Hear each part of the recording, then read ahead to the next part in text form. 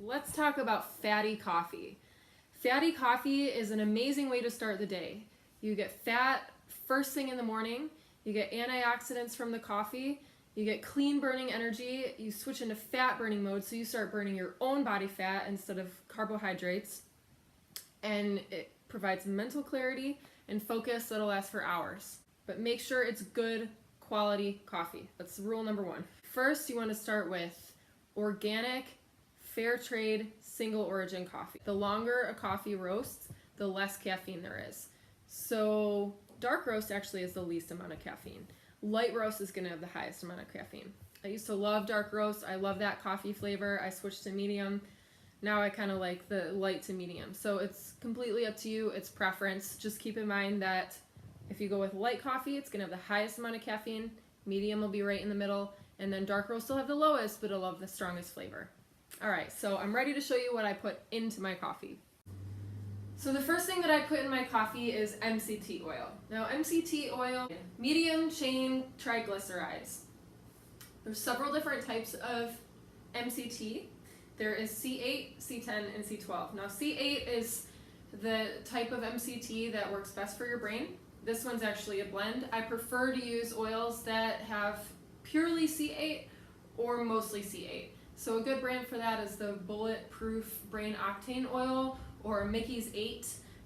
This one, to be honest with you, got a really good deal on it. It's also going to provide benefit for you, so you don't need to go straight for the C8 only MCT oil, but I do recommend MCT oil above coconut oil. Coconut oil does have medium chain triglycerides, but at a much lower ratio compared to the overall composition.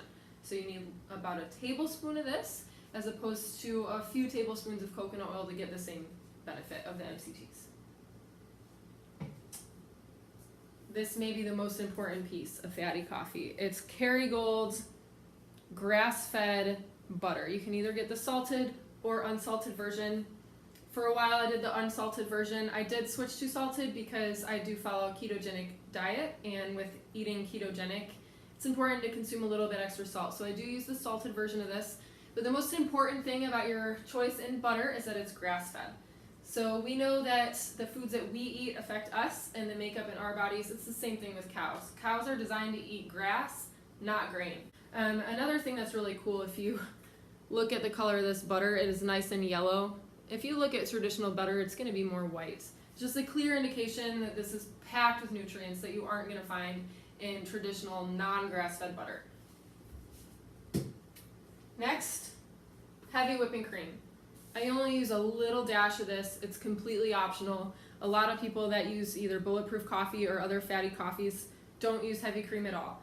I do not recommend using milk or half and half. And the reason for that is the less fat content that's in dairy, the higher the sugar content. So this has, per 1 tablespoon, there's 6 grams of fat, there's 0 grams of carbohydrate, and 0 grams of protein. And that's what you want. You want full fat, so use heavy whipping cream. Next thing that I use, again, this is optional, but I like the flavor of it. It is going to add a couple of grams of carbohydrate, but some of that does come from fiber, so you can subtract out, lowering your net carbs. But I think it's worth it to add a little bit of maca root in my coffee. Additionally, and more importantly than that, maca is an adaptogen, so it's actually going to help your cells deal with stress. It's a great addition. A lot of people take maca in pill form. Again, I like the taste. I don't like having pills that I need to take all day, so I just add a teaspoon of this into my coffee. And next is stevia. I do not use sugar in anything that I eat. I do use stevia, however. Stevia is a plant extract. It comes from the leaf of a plant, and it has 0 calories. It's not going to give you the same neurotoxic effects as the other artificial sweeteners. So I add about a dropper full of stevia, again, completely optional. It just adds a little bit extra sweetness to the coffee. Speaking of coffee, my coffee is about ready. I can hear it bubbling over, that means it's done. So I'm just going to pull it aside until it's time to make the coffee. The last thing that I do add to my coffee is collagen. I use a brand called Sports Research. I think it's great. Just make sure it's good quality, again, grass-fed collagen. Collagen supports healthy skin, hair, nails, tissue growth and repair. It's a great way for me to incorporate collagen. It doesn't add any taste or anything like that, but I remember to take it every day when I add it to my coffee. Now, one more thing that I usually add, and I'm actually out of it today, so I regret that I can't actually show you the bottle, is vitamin D. In America, 99% of us are vitamin D deficient. We just don't spend enough time outside in the sun, and even when we do, it's just nice to have a little bit extra. So vitamin D is fat soluble, so putting it into fatty coffee is awesome because it is going to dissolve perfectly into my coffee, and I'm going to absorb it really, really well. All right, so now that my coffee is ready and I showed you all the ingredients, I'm going to show you how I mix it together. All right, so I use a Vitamix blender. Highly, highly recommend it. You can use something like this if you don't have a blender. This cost me about $6 to $10. You can get it on Amazon. So what I'm going to do is I'm going to start with collagen. So I will add 1 scoop of collagen. This is my grass-fed butter that's room temperature. I'm going to put about a tablespoon. The MCT oil, again, I'm just going to pour it on the spoon, let it run off the sides just a little bit. My stevia, 1 dropper full. A tiny, tiny dash of heavy cream. And I'm going to fill my spoon here about halfway with maca. Just put that in.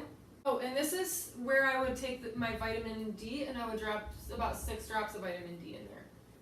Now it's time to add my coffee. Just pour that right in there.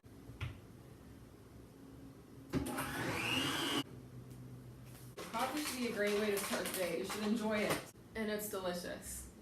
All right, I hope that you found this helpful. If you did, please like this video and consider subscribing to my channel. I'm going to be posting more videos like this, lifestyle tips and health and wellness information, traveling information, things like that. So thanks for tuning in, and I'll see you next time.